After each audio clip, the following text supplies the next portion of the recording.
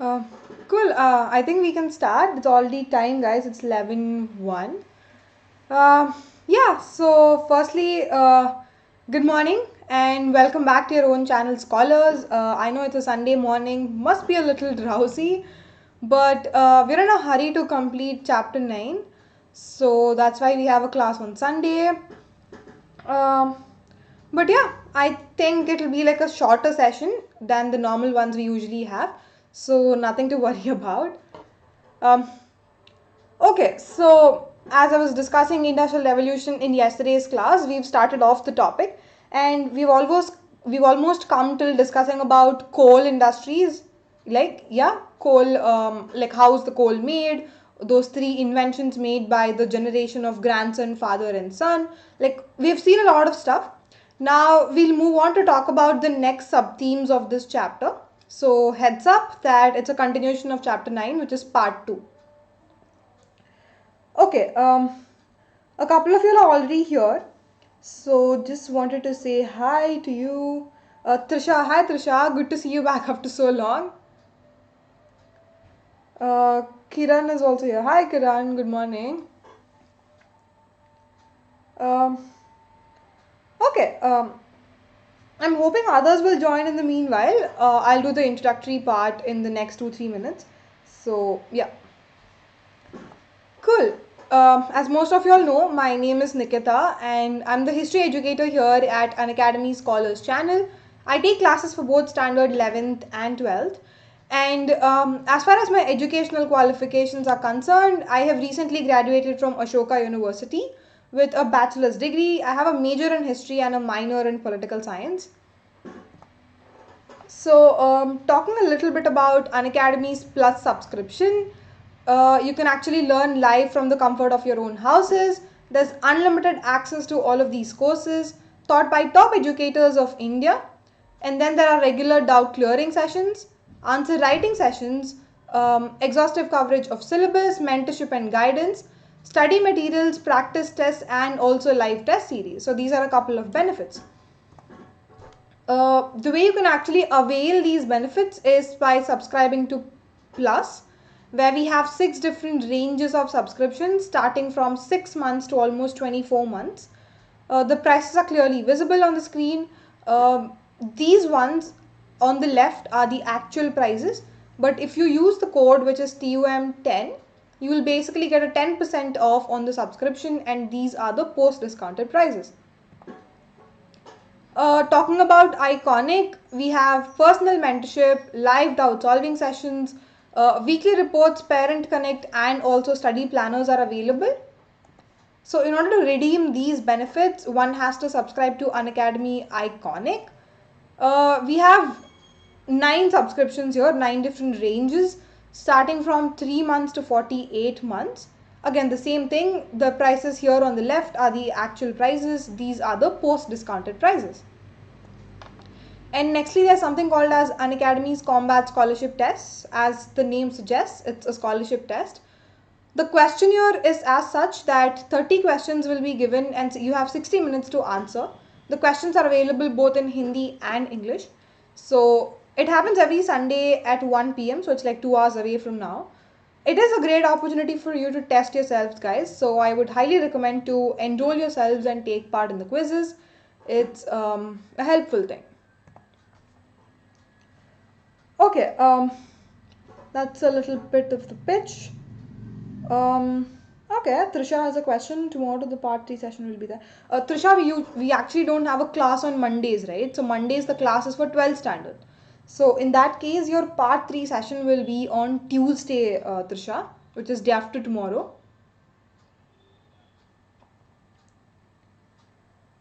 Okay.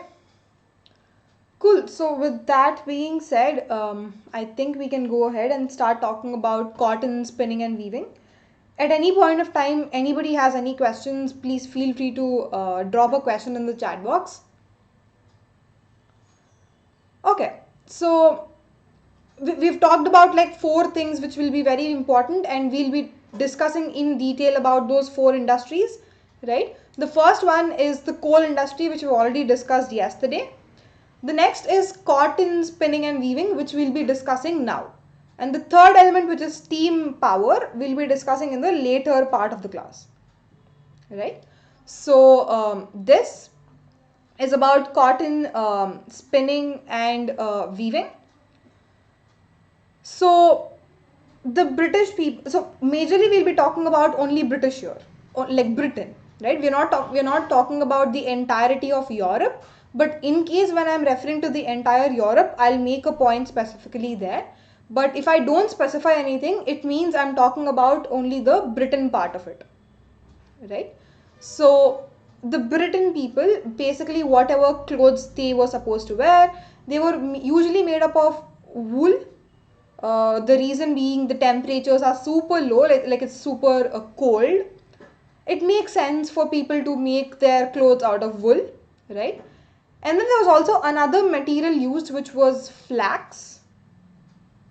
Uh, Actually, this is something called flax seeds, right? So out of these seeds, you actually make a material called as linen.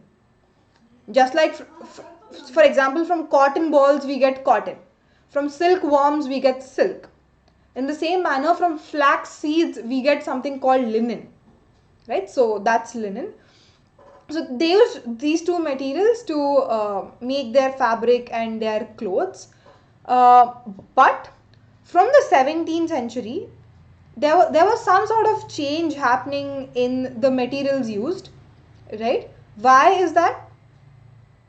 The reason being, English East India Company, which have settled in India and started occupying all of these different places in India, it has been um, what exporting so much of cotton, like raw cotton, into the Britain, right? So what are people in Britain doing with this raw cotton? They are processing it, making it into yarn, and then finally making a fabric out of it, and then also exporting the ready-made material back to some other places to find markets, right? So I'll explain this concept again. It is a little conceptual. Hold on there. So the basic theme here is cotton. Okay, we're talking about cotton here because we're talking about spinning and weaving. In Britain, cotton is not available.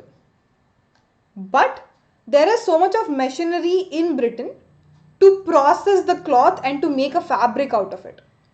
But if they don't have raw material, they need to depend on some other region for raw material. So that region is India, right? And it has been become much easier for them to gain cotton because of English East India Company's help. Directly trading with India, Indian people or Indian rulers must have been difficult. But because English East India Company is already established in India, it is gaining some sort of political control. It has been able to supply good quality of cotton to England, right? So what is England doing with this raw material?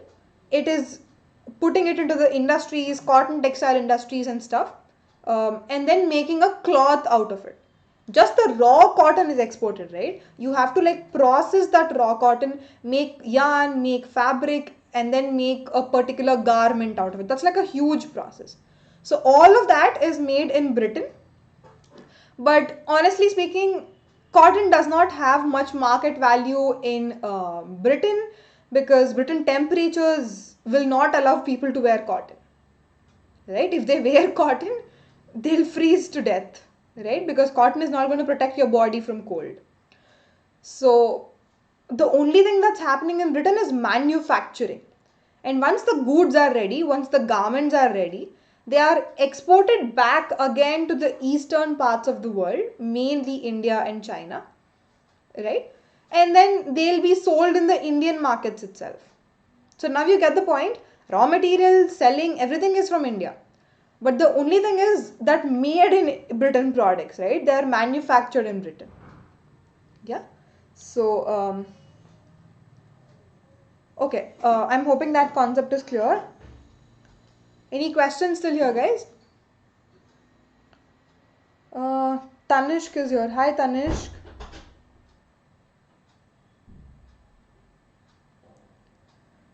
Yes, Tanishk, because back in those times we never had this MCQ pattern. I graduated like 4 years back. I'm 2018 batch. So no, we never had this MCQ thing back then. It was like a descriptive paper only. So yeah.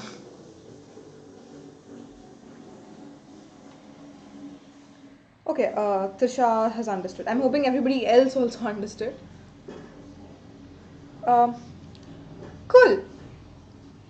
So that process has been happening, exporting, importing and stuff. So we'll talking about spinning in particular, right? What is spinning? Spinning is the process of using raw material, which is raw cotton, and making threads, yarn and fabric out of it, right? You somehow like spin it with the use of spinning wheels, spinning jennies, different machines, whatever you want to use it, but the end product will be either a yarn or a cotton fabric, right? So that kind of spinning was actually a very, very slow process. It involved a lot of effort and labor, right? Again, like just to give you like rough idea as to how slow the process was, almost 10 spinners were required to supply sufficient yarn to keep a single weaver busy. So the process being there's so much of yarn that is supposed to be produced in order to make a fabric out of it, right? So spinning is the first process, and then we have weaving, right? So after spinning is done, then the weaving has to be started. So basically spinning is taking a lot of time and weavers are not getting the material in time, right? So the point being, it's basically a slow process. So which basically means that spinners had to work so hard, but at the same time weavers were sitting very, very idly because they don't have sufficient supply of yarn, right? So that's the basic process. That's fine, Trisha. The only thing is, this chapter of Industrial Revolution is, as such, is very, I won't say complicated, but a little bit technical and conceptual, right? If I don't make the points clear, I don't think people will understand. So, but yeah, I'll stick to the limits. Don't worry.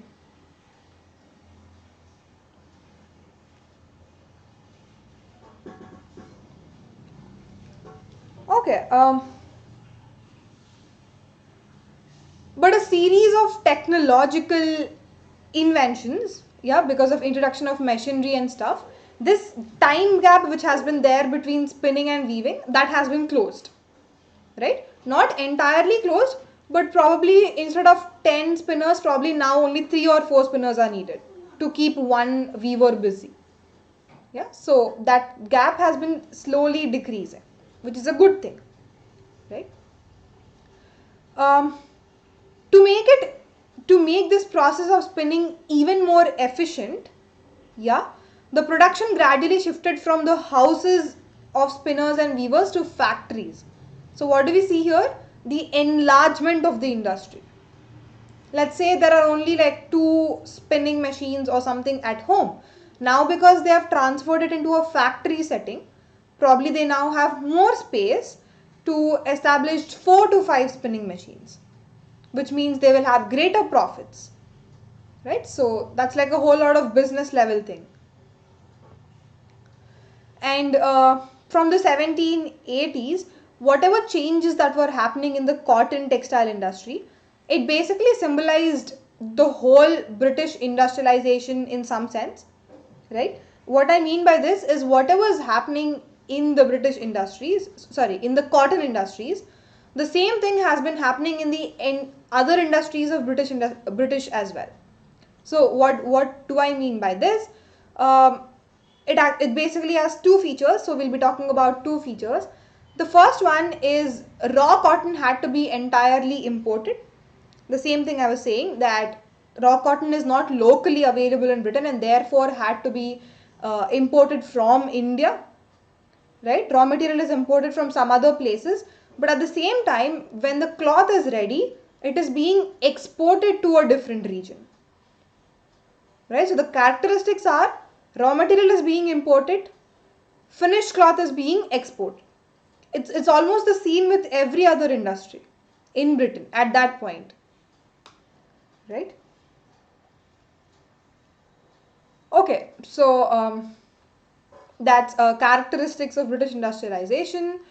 This basically sustained the process of colonization, right? Because honestly speaking, if East India Company wouldn't have been there in India, like it wouldn't have set up its company in India, then I don't think this importing and exporting would have been much easier, right? Because there are trade taxes to be paid, tariffs to be paid. It must have been more expensive then. Then obviously, I don't think Britain would have imported so much of cotton from India, right? So because of colonization, all of this process is becoming much easier, right? The other thing is the industry, like cotton industry in particular, when it was in need of dire labor, it always looked towards women and children, because even if you give low wages to women and children, they won't say much. They're not going to protest. But in the same scenario, if there are men there, it's not so easy to convince men, right? So men would probably like take to streets, protest against their wages if they are not sufficient. But women and children will be subjugated and will be dominated. So it was always women and children who were employed in the cotton factories, and in some sense, this tells us the ugly face of industrialization. Because they're looting labor, right? They're making them work, but at the same time, they're not paying enough. It's like the ugly side. Yeah. So we look at all the demerits and limitations of industrialization in the Tuesday's class. But for now, just remember that industrialization also had a ugly face to it. Okay, any questions still here, guys? That's the end of the weaving and sorry, yeah, that's the end of weaving and that cotton part. If you all have any questions, let me know. Otherwise, we can start steam power, which is the third detailed thing which we'll be doing. Okay, Trisha says clear. Thanks, Trisha, for responding. Uh, Preeti is here with us. Hi, Preeti.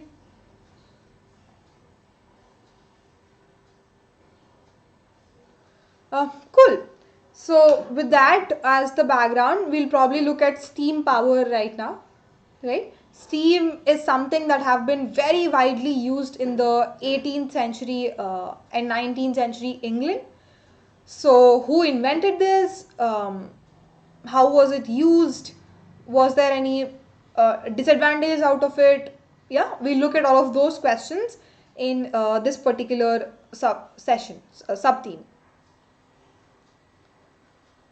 Okay, till some time they have been using steam power to a limited extent, but there was this realization in the minds of people that steam can actually generate huge amounts of power, right? People have realized that much later in the 18th century, but steam has been there in use since like 15th 16th centuries itself. Yeah. So this realization is actually a good thing, because people started using steam everywhere possible, especially in large scale industrialization, right? It had a huge positive impact. So before that, before steam, water was used as a hydraulic power, right? Why? It had been the prime source of energy for centuries. This is before steam power.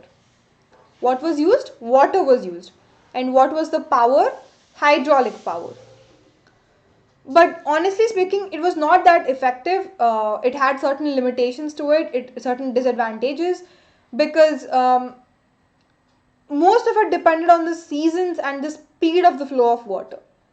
Because if it's like a dry season, right, then there's no sufficient water in the reservoirs or dams or rivers, then you can't produce hydraulic power. That's not a constant thing, right? It's like a seasonal thing, which is not a good thing. And nextly we have flow of water. Only if the flow of water is very very high or it's very speedy, then proper power can be generated. If not, there's no power, right? So these are some of the limitations of hydraulic power. But the same hydraulic power has been modified a little bit after a couple of years, and it is being used very very differently. So what is that? The same hydraulic power has been transformed into steam power. So what does steam power do? Steam power basically provides pressure at high temperatures that enable the use of a broad range of machinery, right? The basic fact being that steam power basically helped in creating a lot of machines in the first place, in manufacturing a lot of machines. And once the machines are manufactured, then other goods are manufactured with the help of these machines. And in all of this, steam power was very heavily used, right? And it was also like very broadly used because steam power was not expensive, right? It was like the cheapest source of energy, because the only thing you need is water is naturally available. You don't have to like buy water. So in that case, steam power was very very cheaper, inexpensive, and therefore the widely used power. Yeah. So or the steam power slowly started gaining importance. So in the initial days, it was first used in the mining industries. Again, we're going back to coal mining, right? So the same steam thing was used in coal mining industries, um, and especially when we are using coal and metals to a larger extent, because we have been like digging so many ores like iron ores, bauxite ores, aluminium ores, right? So when you're digging so much, as generations pass by, the ores in the upper layers of the earth also get depleted, right? So when you have to go much deeper, then the steam power was more useful, because it had so much of pressure and it can work well at high temperatures, right? So steam power was basically widely used in terms of mining industries. Okay, Trisha has a question. Which type of questions can come from this chapter in our exams? Because there are a lot of names we have to remember in this chapter. Yes, I agree, Trisha. There are a lot of names, especially in terms of inventions, right? So, what we can do is, again, we can differentiate these names of people, right? Because, for example, the people we're talking about here, Thomas Savery, Thomas Newcomen, James Watt, and all, these are important because a detailed description have been given about them. When I mean detail, I'm basically referring to which year they were born, which year they died, which year did they invent, and what is their invention. Yeah, like 4 basic categories. So this is the kind of information given for these scholars, but in the next slide or so you will encounter like random names which don't have any details to it, right? So in that case you don't have to remember their names. Again, while going through the slide, I will make sure, like, I'll make it clear as to which names to remember and which to not. Yeah, but you have to put in some effort for this chapter because concepts are there, techniques are there, a lot of names are there. So yeah, there's a lot to retain from this chapter.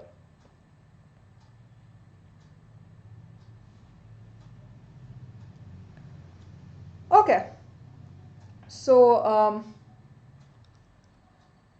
cool. So we've been talking about how mining industry has been using a lot of steam power, and sometimes when there's excessive rainfall and stuff, flooding used to happen. Honestly speaking, mines were very very seriously affected because of flooding, because mines are like relatively lower platform areas, right? It's like lower than the sea level. It has been dug and dug deeper into the earth. Obviously water will flow from a high platform to a lower platform. That is why mines were very seriously affected when floods were there. That was one problem of mining and using steam power at the same time. But yeah, Now we'll move on to look at a couple of inventions made by different people when it comes to steam engine technology. Right? We'll start off with Thomas Savery, who lived from 1650 to 1715. So what was his invention? He basically built a model steam engine called the Miner's Friend in the year 1698 to drain mines. Again, why? The point we were mentioning just before Thomas Savery is that flooding is a major problem for mines. And there's so much of water being accumulated in the mines when there is excessive rainfall. So Thomas Savery actually invents something which helps in solving this problem. Yeah, it's called as Miner's Friend. It basically drains out water from these mines and it becomes dry in very little time. Right? So that's a great invention by Thomas Savery, but there are some limitations also. Under some situations, that steam engine that Thomas Savery has created, it was not very effective because if there is too much pressure, then the boiler would easily burst. Right? So, but that's basically like a failure of the machine. And the engines are also very, very slow, especially when you go much deeper and deeper. So those are a couple of delimitations for, sorry about that. Yeah, there are a couple of delimitations for that. So in that scenario, you have to like solve the delimitations. So in that case, another steam engine was built by Thomas Newcomen, right? He actually built this in 1712 to rectify the mistakes whatever Thomas Savery did. So what did he do? He also invented another engine, but unfortunately that has also been very defective. Again, what is the major defect for this? It usually loses energy due to continuous cooling of condensing cylinders. Right? Because when you're heavily operating the machines, it is highly possible that the condensing cylinders will be very, very will reach lower temperatures. In that case, it will lose energy, right? Because the energy can only be produced if there is heat produced or if there is high temperatures. In lower temperatures and condensing situations, cooling situations, energy can definitely not be produced, and that is why Thomas Newcomen's invention was also not that effective, basically useless. Yeah. And next comes our most famous James Watt, whom we have been studying right from pre-KG. So all of us know that he invented something called the steam engine. So he invented this in the year 1769, right? So Watt's invention converted the steam engine from being a mere pump into a prime mover, right? So whatever invention was made by Watt, now it's not just a mere tool of pumping out something. Like for example, pumping out water from the mines, draining out mines.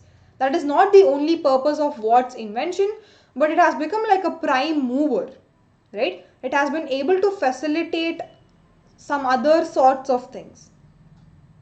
So it has like a multi-purpose use. So that is why Watt's invention is greater, and we keep talking about Watt instead of Thomas Newcomen or Thomas Savery. Yeah.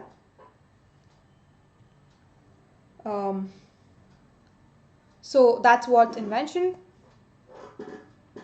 Again, like how did Watt's engine became famous? Again, that's like a whole other lot of story which we'll be looking at in this slide. So invention to what to kiya, like Watt has invented something called a steam engine. But honestly speaking, if you have to like make multiple copies of it, like produce the same thing in larger quantities, Watt is not that richer. Firstly, he doesn't have the money to invest and therefore make so many like so many products out of it. So in the scenario where he doesn't have investment, he needs to rely on some other investor for him, and luckily he found one who is a wealthy manufacturer named as Atthew Boulton. Right? His spelling is here. It's Atthew Boulton. He lived from 1728 to 1809. So he actually created what, with the help of Boulton, created the Soho foundry in Birmingham in 1775. And that is exactly when Watt started manufacturing so many of these steam engines, right? And it was produced with the help of Boulton's investment. So it has been growing in numbers. It is a very, very profitable business. Watt has been profiting out of it. Boulton has been profiting out of it. So many people started buying all of these steam engines and stuff, right? So by the end of 18th century, hydraulic power is like completely replaced by the Watt steam engine. That's a great achievement for Watt. In fact, a great achievement for industries in England, right? So they have replaced hydraulic power, and after 1800, right, steam engine technology was further developed with the use of lighter, stronger metals and spread of better scientific technology. Again, when an invention is made, it's not just left there. In the future generations, some or the other person will take it up and further develop it, right? So in the same manner, some other people after Watt died took up this steam engines and they kind of modified it or advanced it by adding some new features because they had the scientific knowledge back then, right? And lastly, the last point of the slide, in 1840, which is like 40 years into the 19th century, British steam engines were generating more than 70% of European horsepower. That is a lot, right? Because Britain is like a small country in England, in Europe, sorry. It had almost around like 50 to 60 countries back in those times within Europe itself. So out of those 50 to 60, this one Britain has accounted for 70% of horsepower. That is amazing, right? Like that's almost 3/4 of the control of production. So that was the influence of steam engines in England, which is a good thing invented by James Watt. Okay, any questions still here, guys? That's the end of steam powers. The next thing we'll be talking about is canals and railways. But before starting that, I just wanted to clarify if there are any clarifications from your end.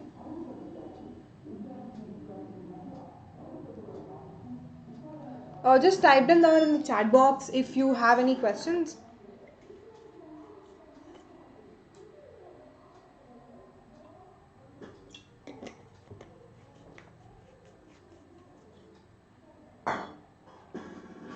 Okay, Trisha says clear. Thanks, Trisha, for. Yeah, so I think I can go ahead and talk about canals and railways. Cool. So, again, canals is nothing but the mode of transportation which is created in waterways for either movement of people or goods.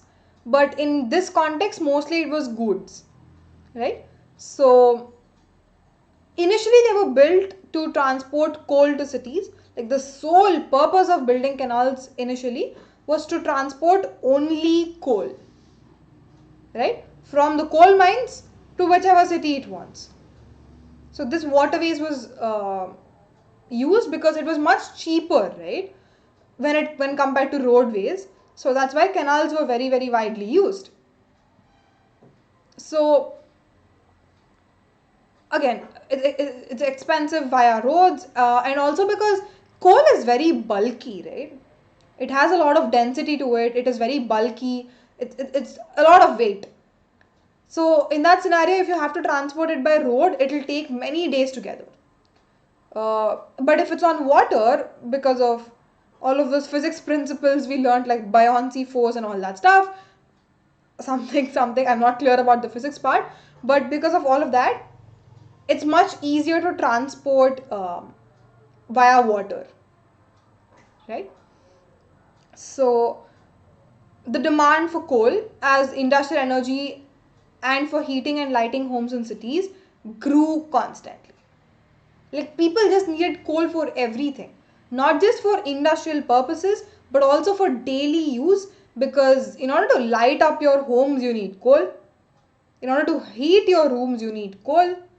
So in every household, there is a demand for coal, and that is why these coal mines have been very, very widely used. And to transport them, you need canals. It's like a linkage, right? It's like a linkage of chain. Coal mining was used, and then steam power was used to process it, and then once the processing is done, canals are used to transport it, right? So it's like a chain reaction.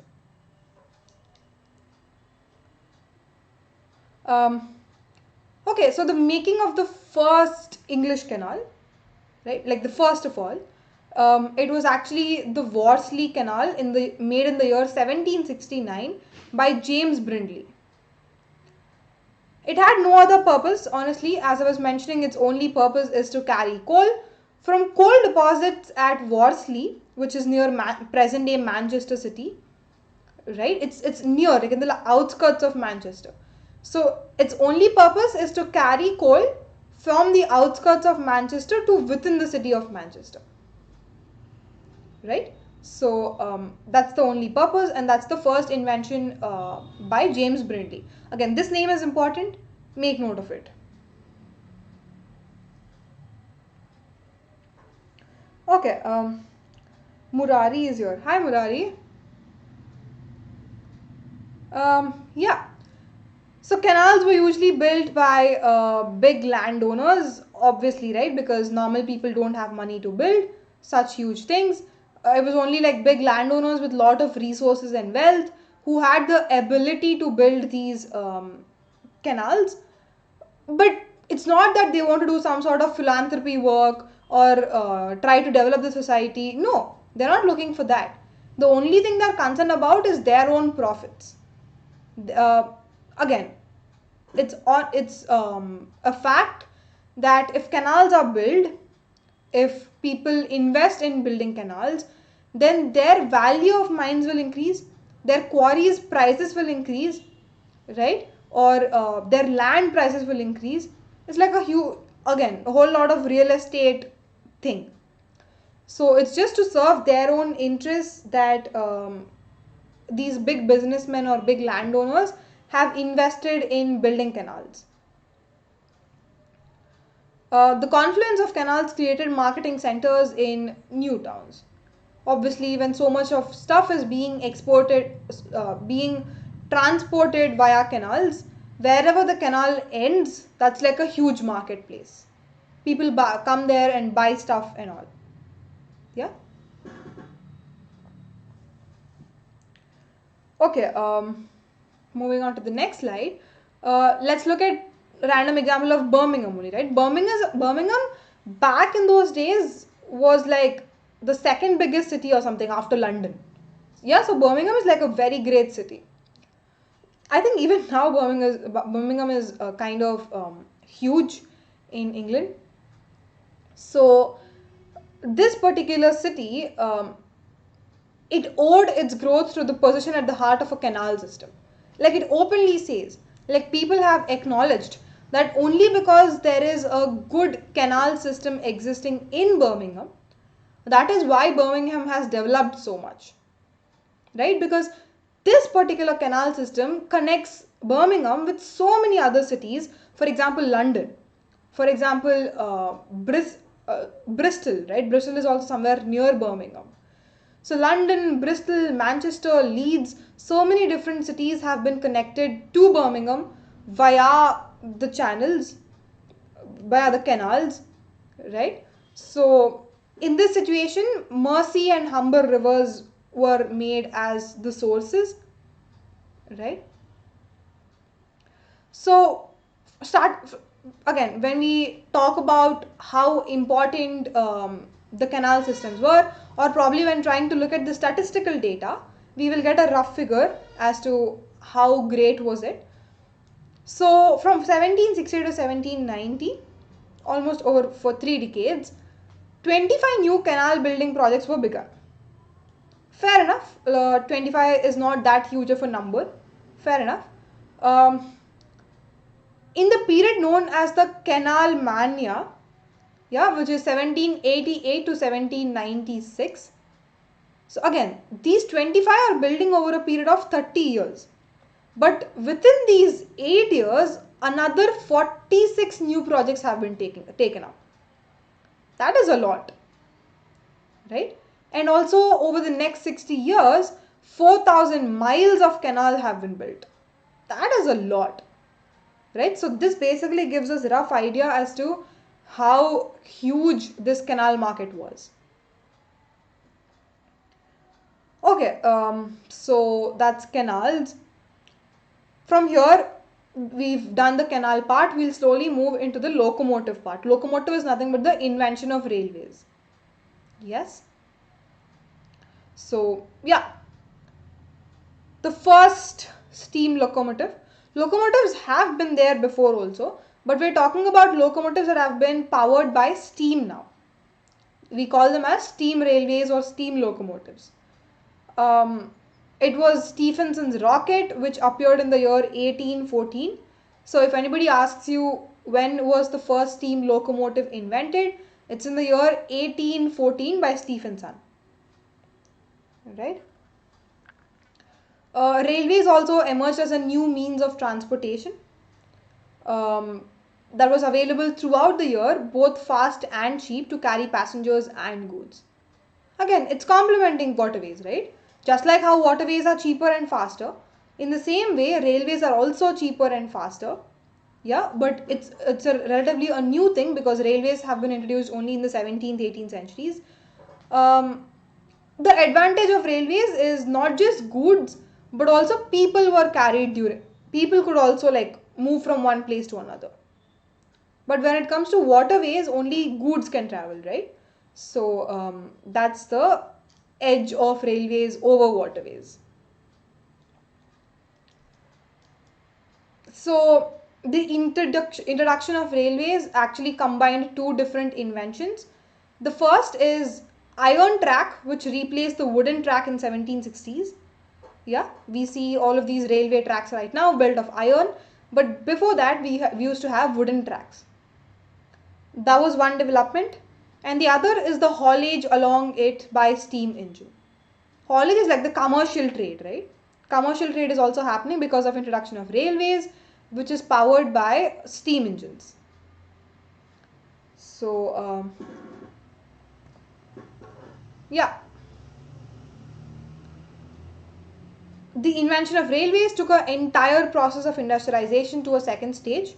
Yeah, it's something different, right? Because something this huge or something this innovative hasn't been introduced before railways. Railways is something for the first time that is bringing a whole lot of new changes to the existing economy and society. That is why it is considered as like a second stage of industrialization, right? Again, we'll look at some of the developments within railways. In the year 1801, Richard Trevithick, he lived from 1771 to 1833. He actually devised an engine called as Puffing Devil, right? That pulled trucks across the mine where he worked in Cornwall. Fairly simple. I don't think any explanation is needed there. He invented something which pulled trucks, right? So that's Richard's contribution. Then we have 13 years down the line, in the year 1814, we have a railway engineer called as George Stephenson. He constructed another locomotive called as Blucher or Blucher. What did this Blucher do? It could pull a weight of 30 tons up a hill at 4 meters per hour. 4 meters per hour might sound very less, but imagine we're not traveling on the straight normal surface, but instead we are climbing upstairs or like an uphill, right? So in that scenario, 4 meters per hour is a lot. right? It could carry like 30 tons at the same time. That's a great invention by George Stephenson. Um, Again, the first railway line, which was laid in England, connected the cities of Stockton and Darlington. This was done in the year 1825. A distance of 9 miles that was completed in 2 hours. When compared to the ones we have right now, it might be lesser, but back in those times, this in itself was a great thing, right? At almost 24 kilometers per hour, this first railway line used to cover 9 miles of distance in 2 hours, right? So we have distance, we have time, we have speed. Yeah. Sorry, I couldn't quite hear you. I'm so sorry.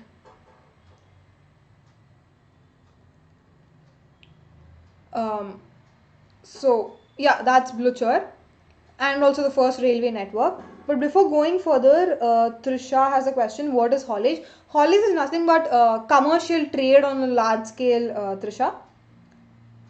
Commercial trade on a large scale. Yeah.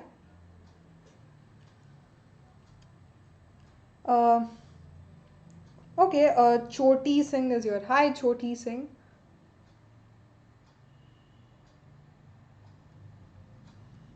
Okay, you got it. Yeah, so we just talked about the first railway line. The next one was also laid eventually in a year, and this connected Liverpool and Manchester in 1830. It opened in 1830, right? So Liverpool and Manchester, two major cities, second railway line.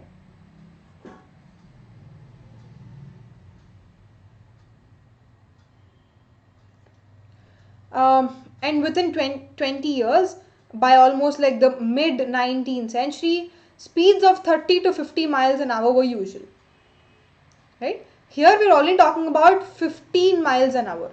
I said 24 kilometers, which is basically 15 miles, right? But in the next 20 years, the speed has been increased to almost 30 to 50 miles an hour. Improvement, right?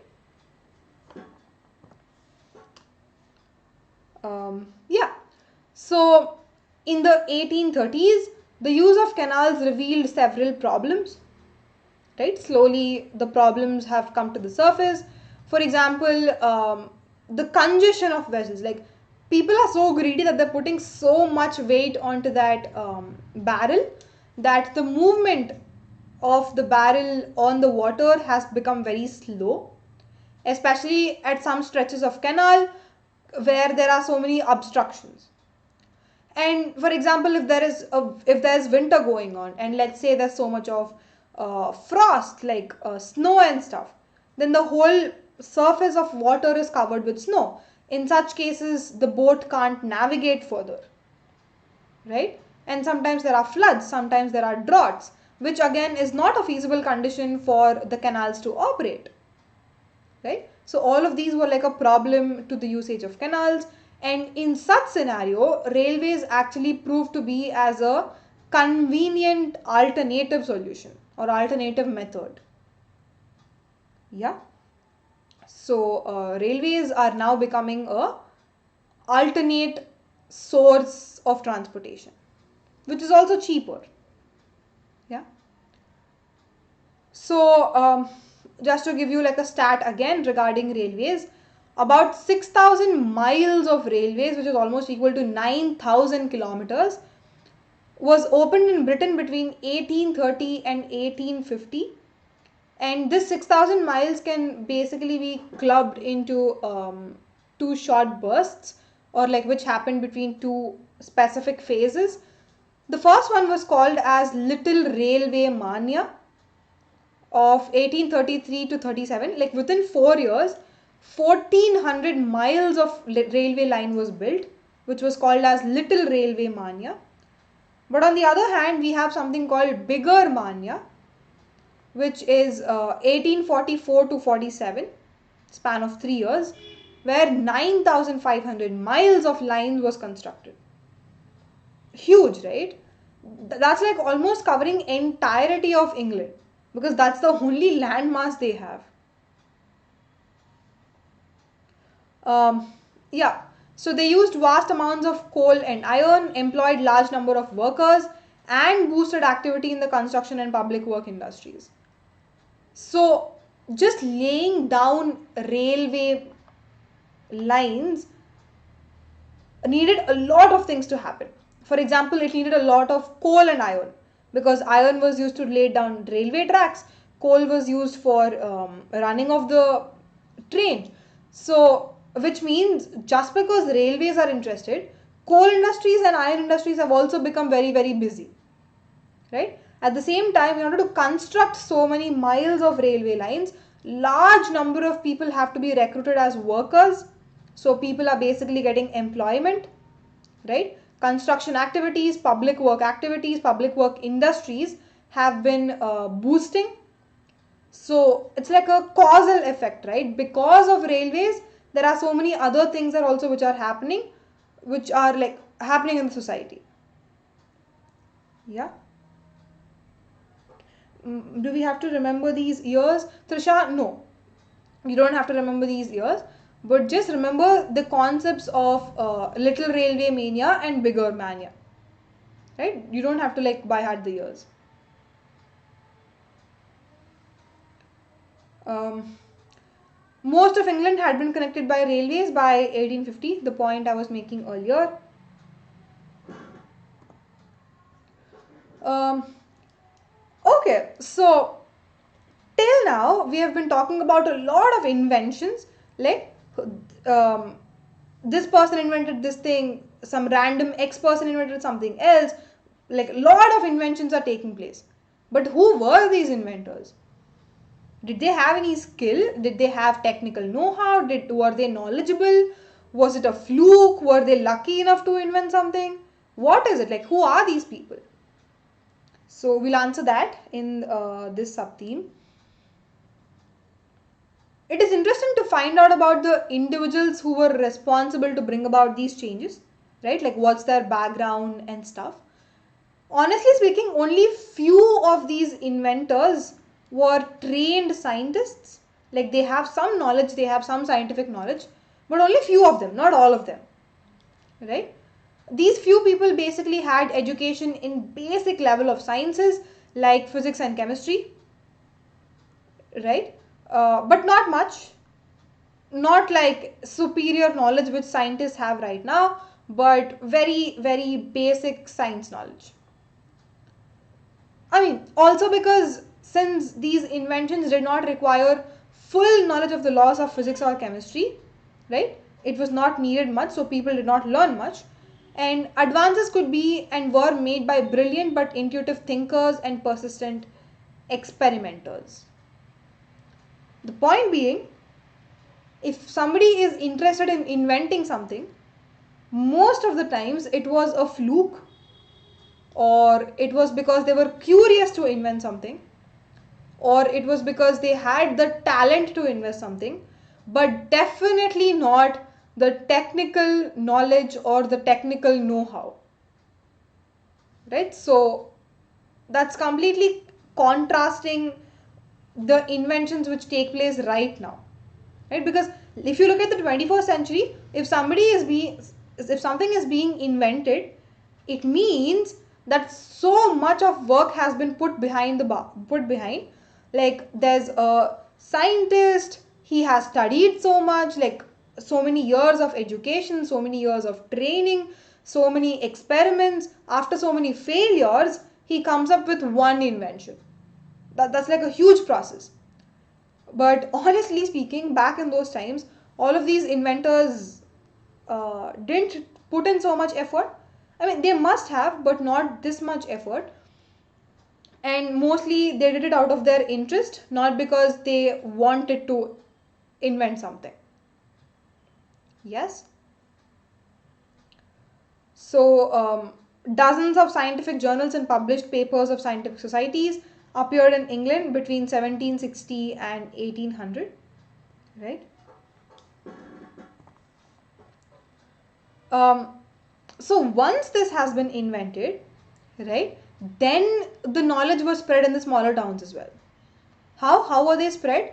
By introducing something called as activities of the Society of Arts, founded in 1754, right? So when these societies were set up, these lecturers who had some knowledge, they used to move from one place to another, educating people about these inventions. Yeah, if not Society of Arts, they had something called as the coffee houses, right? Present day baristas, Starbucks, CCDs, these all of these coffee places we have right now are a result of these coffee houses, right? They started out as coffee houses. Coffee houses where people used to gather and talk about certain things while sipping a cup of coffee. The same concept has evolved over time and we still follow it in the 21st century. Right? So, interesting how we could relate the 21st century things back to the 18th century, right? Okay, so yeah, the basic point I was mentioning, most of the inventions were a product of determination because people were determined to make something, because they were interested, because they were curious, or sometimes even pure luck. Okay? It was only this, but only in rare cases it was the application of scientific knowledge. Yeah, so that point is also to be considered. And some inventors in the cotton industry, like John Kay and James Hargreaves, were familiar with the skills of weaving and carpentry. Right? So again, we are basically giving examples right now that even though the occupations, professions, or the skills of few individuals or inventors have been totally different from what they invented, right? It's basically interest. We're seeing here, right? John Kay and James Hargreaves, they were basically carpenters. Yeah, their skill was carpentry, but they invented something in the cotton industry. Is there any connection between carpentry and cotton industry? No, right? That is exactly what I mean by scientific knowledge was not applied. Instead, it was sometimes pure luck or interest or curiosity to invest something. Right? So these are all like basic examples which we'll be listing out. So one is this. Then we also have as Richard Arkwright. Arkwright, sorry. He was a barber and a wig maker. Yeah. Barber and a wig maker, imagine inventing something. Inventing something scientific, I mean. Yeah. Then we have Samuel Crompton. He was also not technically skilled, but he also invented something. Then we have Edmund Cartwright. He studied literature, medicine, and agriculture. Right?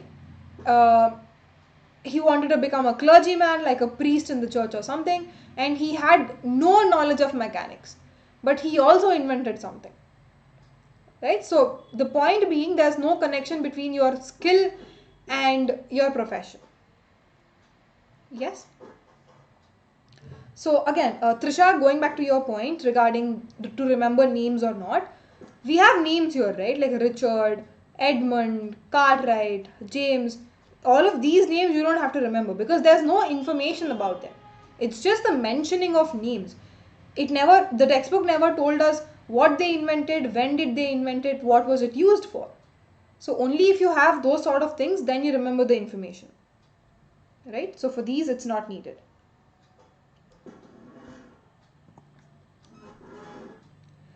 Okay. So by contrast, in the area of steam engines, so till now we only talked about like certain developments, but something changes when it comes to steam engines, right? Because steam engines is a very, very technical thing. You can't like randomly invent a steam engine out of luck or out of curiosity. It needs a lot of technical knowledge.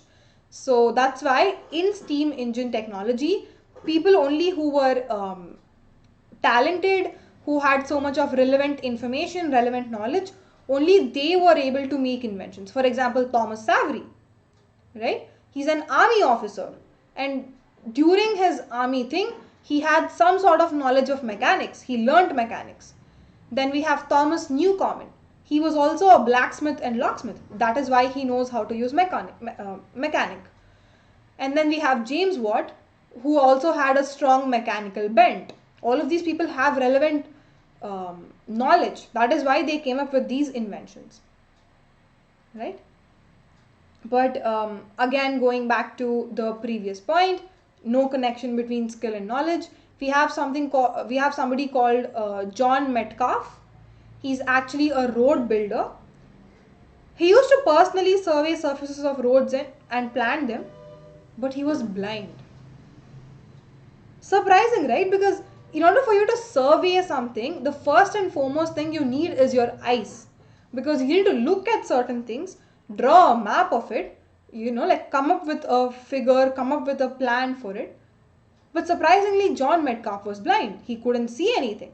But still he excelled at his work. Right? Then we have a canal builder, James Brindley, whom we have come across in the previous slides. He was almost illiterate. Look at the irony here. He was so illiterate and he had such bad spelling knowledge that he couldn't even spell the word navigation. Ironical, right? Because canal building, canal mechanisms, everything work via navigations. James Brindley, being a navigator, couldn't spell the word navigation. Irony, but yeah, that's how he could work, because that's how things went. And in case of James Brindley, even though he couldn't spell navigation because he was poor at spellings, he had tremendous powers of memory, imagination, and concentration. These skills helped him in inventing something. Yes, so yeah. That's all we have for today. Good that we're wrapping up class on time. There's still a lot to talk about. For example, we have changed lives, the workers, and stuff like that. But we will look at those things in the next class, which is day after tomorrow. Okay, any questions till here, guys? Please feel free to ask. We can clarify them, and if there are none, probably we can close the session. Keep typing down your questions. In the meanwhile, I'll do the concluding part. There's something called as Bugs Bounty, guys. It's basically Unacademy special feature. It's an opportunity for all learners to report any sort of inappropriate content in this video. You can, if you're the first one to report that particular issue, you can claim a prize for that. And that informing or reporting has to be done via the form in the description below in the video. There's a special offer going on right now for Plus subscriptions. It's a limited offer. If you are in the process of subscribing to one, you can do it right now. You will avail a discount. And yeah, thanks so much finally for showing up on a Sunday morning. And yeah, if you like the content of these videos, please do like it, share it as much as possible, and also subscribe to the channel Unacademy. Thanks, guys. Thanks once again for coming on a Sunday morning. I highly appreciate it. And time for questions now. The class is officially over, so in case anybody wants to leave, y'all can. But in case anybody has questions, you can stay back and ask your questions.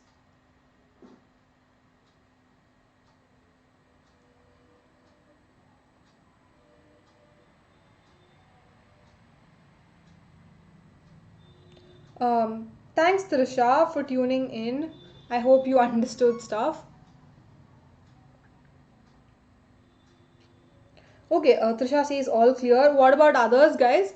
In case of any questions, put them down. Otherwise, I will end the class.